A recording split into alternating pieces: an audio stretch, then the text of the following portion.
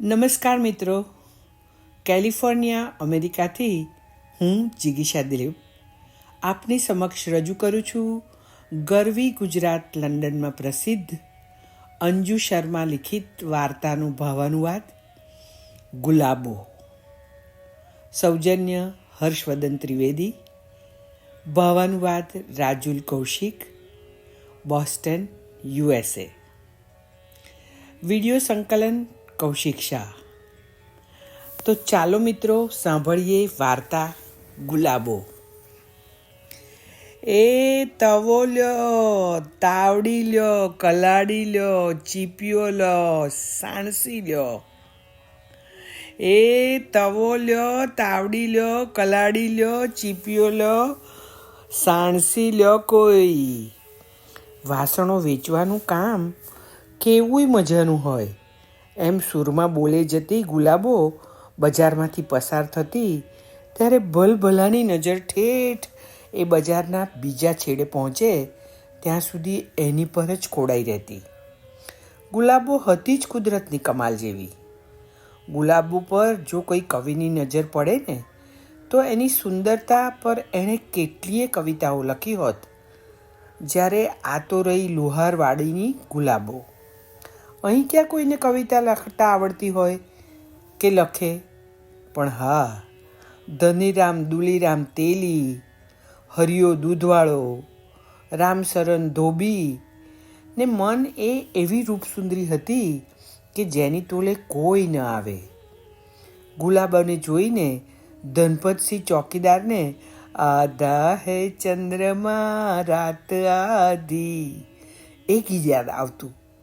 અને એ સમયે જો સદમાફી લાવી હોત તો ગુલાબોની આંખો જોઈને એણે યશુદાસની જેમ સુરમઈ અખિયો સે ગાવાનું શરૂ કર્યું હોત. ખેર, આંખો જ નહીં, આખી ગુલાબોની મોહિનીથી સૌ મોહિત હતા. વણઝારા જેવું જીવન જીવતા ચીમન લુહાર સાથે ગુલાબો ઠાકોરોના ગામમાં આવી ત્યારે ગર્ભવતી હતી. સમય જતાં સંઘર્ષ વેઠીને ચીમન અને ગુલાબોનું જીવન મહાન થાળે પડ્યું. ચીમને બનાવેલ વાસણો લઈને ગુલાબો વેચવા નીકળે. ગુલાબોની આંખોમાં કાલ ઉઠીને બાળક આવશે અને કેવાય હેતે એને ઉછેરશે એવા ઉજળા ભાવિના શમણા અંજાયેલા હતા. શમણા ક્યાં કોઈના સાચા પડતા હોય છે, તે ગુલાબોના પડે. એક રાતે ઠાકોરના ઘરમાં ચોરી થઈ, જેનું આળ વણઝારાની રખડતી કોમ પર આવ્યું. ઠાકોરોના જોર ધક અને એમની આણથી અજાણ ચીમન અને ગુલાબો આફતમાં મુકાઈ ગયા. પોલીસ આવીને જે હાથમાં આવ્યા એમની ધરપકડ કરી એમાં ચીમન અડફેટમાં આવી ગયો. ગુલાબોને પૂરા દિવસો જતા હતા. આજકાલમાં છોકરું આવશે એની રાહ જોતી ગુલાબો ચીમનની રાહ જોતી જ રહી ગઈ. નવું ગામ, અજાણ્યા લોકો, કઠે જાઉં, જાકે કિસકે પેર પડવું, ગુલાબોની સમજમાં કશું આવતું નહોતું. 1-2 કરતાં 4 દિવસ સુધી ચીમન પોલીસની કસ્ટડીમાં રહ્યો. કોણ જાણે એની પર શું વીતી હશે. તે પાછો આવ્યો ને ઘરમાં પેસતા જ લોહીની ઉલટી સાથે એનો જીવ નીકળી ગયો. ગુલાબોની રાડ ફાટી ગઈ.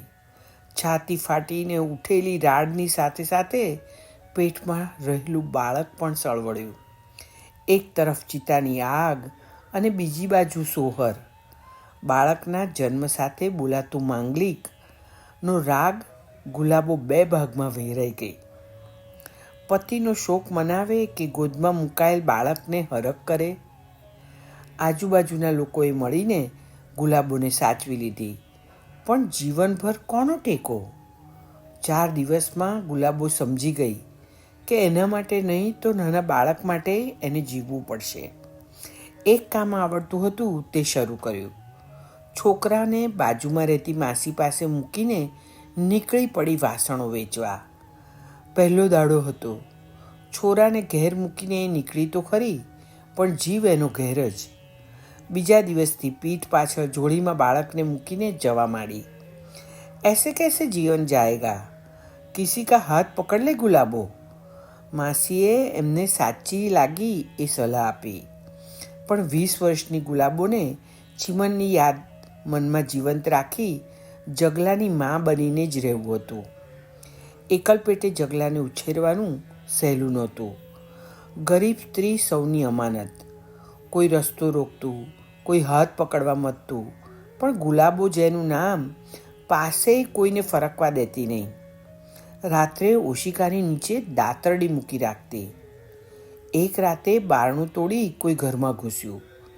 દાતરડી ઓશિકા હેઠળ જ રહી. રાતના અંધકારમાં એની ચીસ મજબૂત હાથોના જોર હેઠળ દબાયેલી રહી ગઈ. કોણ જાણે કોણ હશે? રાતના અંધકારમાં તો ચોર, પોલીસ અને શાહુકાર સૌ સરખા. જોકે બાકોરા જેવી બારીમાંથી રેલાઈ આવતી ચાંદનીએ ગુલાબોના જીવનમાં અંધકાર ફેલાવી દેનાર થાણેદારનો ચહેરો ખુલ્લો કરી દીધો. એકવાર સ્વાદ ચાખી ચૂકેલો થાણેદાર દર 2-3 રાતે આવવા માંડ્યો. ગુલાબોના હાથ અને જાત હેઠા પડ્યા. રાવ લઈને જાય તો જાય ક્યાં? કોને કહે? ગુલાબોએ પહેલાં મન વગર, પછી કમને થાણેદારની જેમ આ વાસ્તવિકતા સ્વીકારી લીધી. હવે હોશિકા નીચે દાતરડીની જરૂર નહોતી.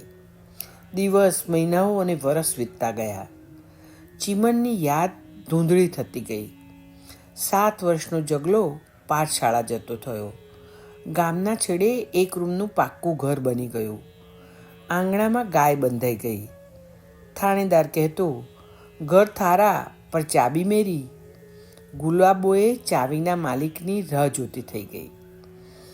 ઓરે બાવરી, ये हिवड़ा बहुत नाजुक चीज़ है, ज़्यादा सपने मत देख, टूट गए तो कहीं की न रहेगी. બજાર જાય ને માસી મળે એટલી વાર ગુલાબોને સમજાવતી. પણ હવે ગુલાબોને સમજવું એ નહોતું. એકને સાચવી લેવાથી અનેકની નજરોથી બચી જતી. હવે આંખ ઉઠાવીને એની સામે કોઈ જોવાની હિંમત નહોતું કરતું. આ શાંતિ પણ ઝાઝી ટકી નહીં. કેટલાય દિવસોથી થાણેદારનું આવવાનું બંધ હતું. કદાચ કોઈ કામમાં અટવાયો હતો કે કદાચ ગુલાબોમાંથી રસ ઓસરવા માંડ્યો હતો.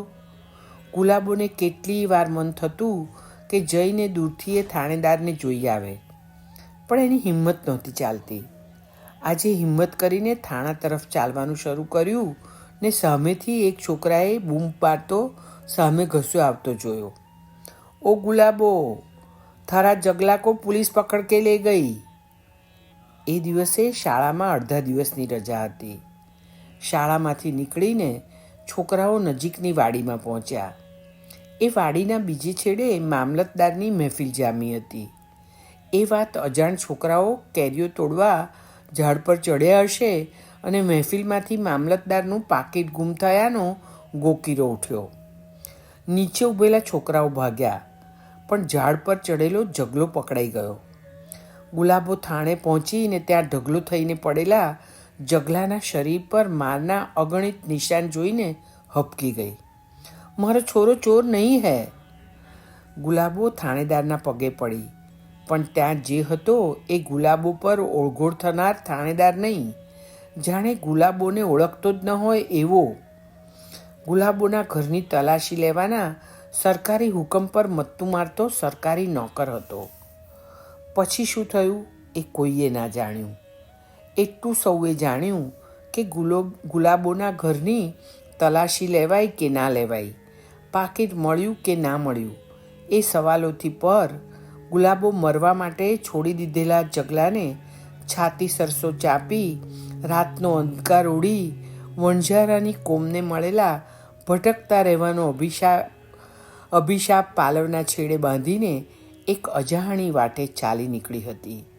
આજ સુધી મનમાં એક સપનું હતું, જગલાને મોટો થતો જોવાનું, ભણાવીને થાણેદાર બનાવવાનું. એના બદલે આજે મનમાં હતી એ સપનાની ભળભળતી ચિતાની આંધી. અસ્તુ. ભાવાનુવાદ રાજુલ કૌશિક.